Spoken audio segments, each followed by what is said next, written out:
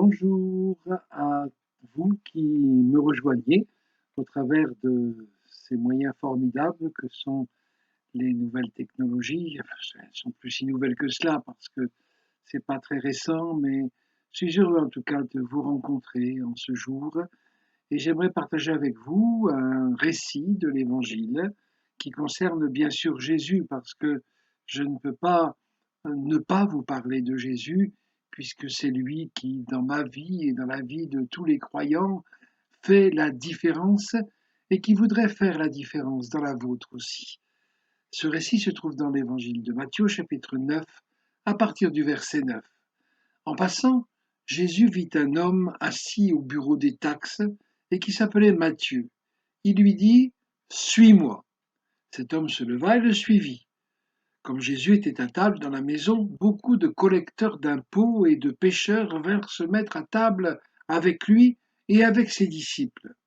Les pharisiens, donc des gens religieux, virent cela et dirent à ses disciples, pourquoi votre maître mange-t-il avec les collecteurs d'impôts et les pêcheurs?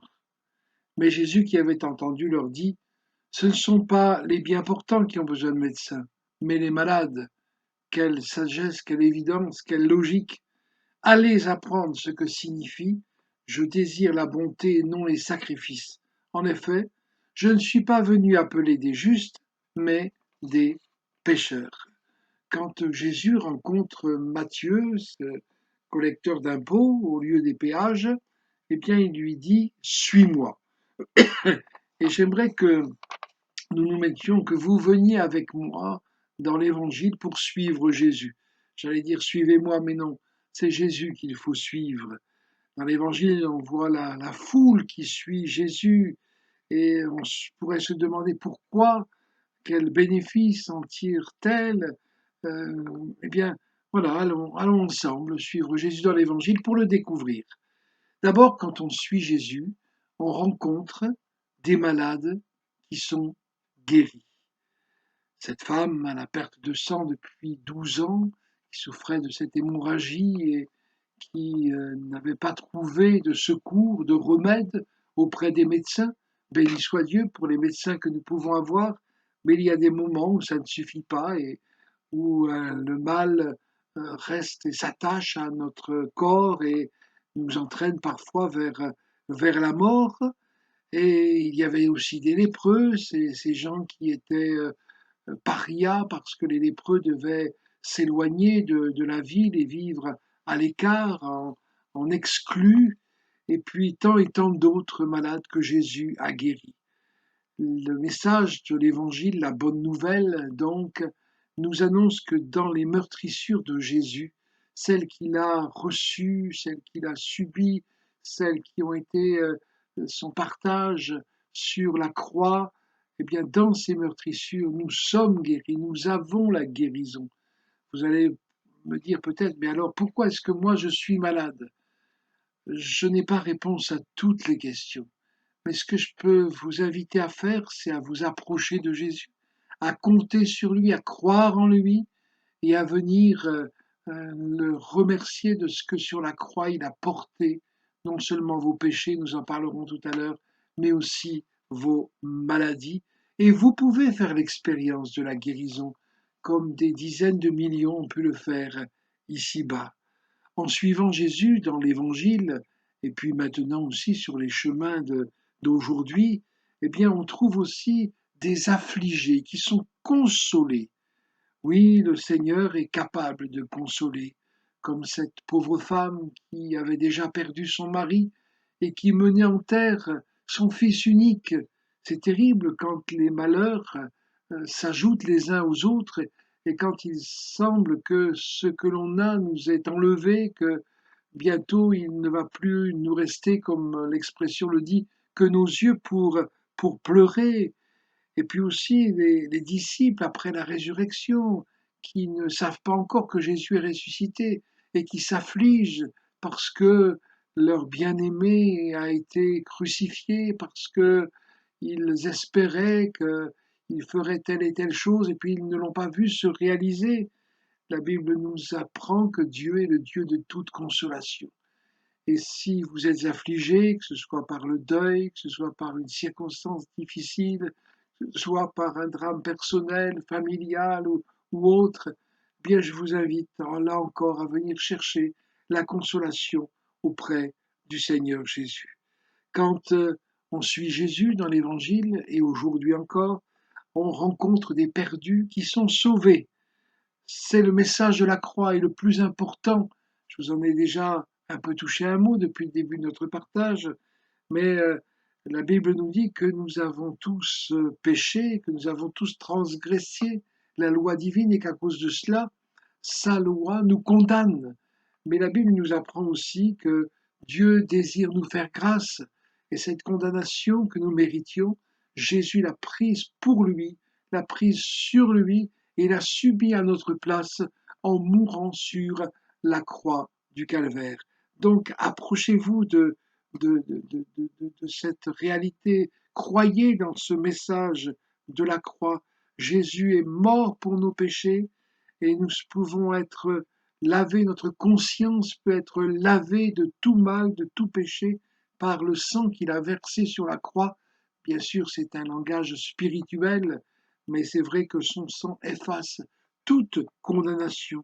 Et nous pouvons recevoir de l'assurance devant Dieu. Nous pouvons savoir que nos péchés sont pardonnés et qu'une place nous est réservée dans son ciel de gloire pour l'éternité. Quand on suit Jésus dans l'Évangile et sur les chemins de ce monde encore aujourd'hui, eh bien, on rencontre aussi des prisonniers qui sont libérés, libérés de passions, de mauvais penchants dont on ne pouvait pas se libérer soi-même, libérés parfois de la violence, parfois de l'alcool, parfois de la cigarette, de la drogue, ou de tant et tant d'autres addictions qui, leur nom l'indique bien, qui nous tiennent captifs et dont on ne peut pas se débarrasser. Jésus est le grand libérateur. Croyez-le, faites-en l'expérience, demandez-lui de vous libérer de ces choses et vous verrez qu'il va vous répondre. Il vient aussi nous délivrer de nos ténèbres, de tout ce que l'adversaire, le diable, voudrait placer pour obscurcir notre intelligence, notre esprit, pour que nous ne croyions pas dans le Seigneur, pour que nous ne voyions pas sa gloire dans notre vie. Oui, approchez-vous du Seigneur. Si vous êtes allé consulter des voyants, des cartomanciennes, des magiciens, peut-être des guérisseurs, des diseuses de bonne aventure et tous les noms qu'on peut leur donner, mais et qui ne font que nous rendre esclaves et nous éloigner de la vérité qui libère, celle qui nous dit que Jésus nous aime et que Jésus nous veut libres, heureux, équilibrés, paisibles. Oui, ne pensez pas qu'il n'y a plus d'espoir, qu'il n'y a plus de solution. Venez vers Jésus qui a vaincu les ténèbres, vos ténèbres, à la croix, et demandez-lui de vous en libérer. Amen. Quand on suit Jésus dans l'Évangile et sur les chemins de ce monde, on rencontre des vies transformées. Et cela, c'est extraordinaire. Des vies qui étaient dans l'angoisse et qui ont trouvé la paix en Jésus.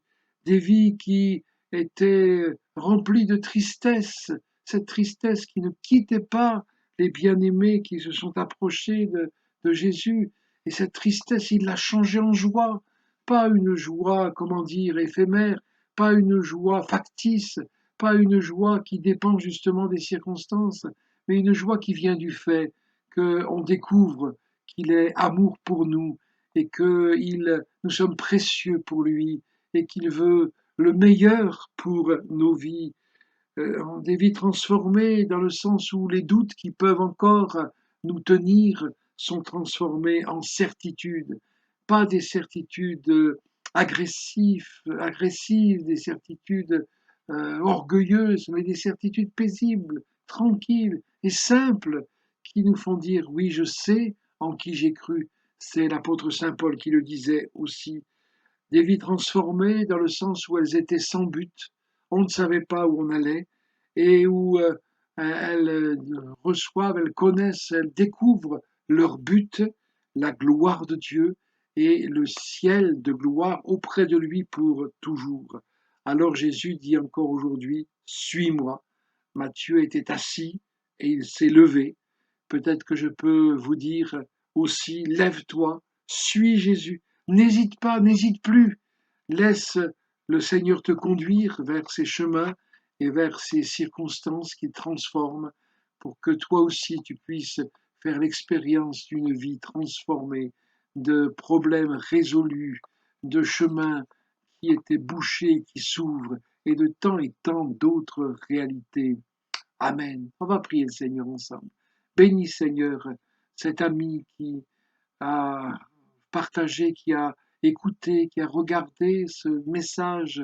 Bénis Seigneur, tu connais ses combats, tu connais ses difficultés, tu connais ses impossibilités, tu connais ses limites, tu connais les circonstances dans lesquelles il peut se trouver et où elle peut se trouver.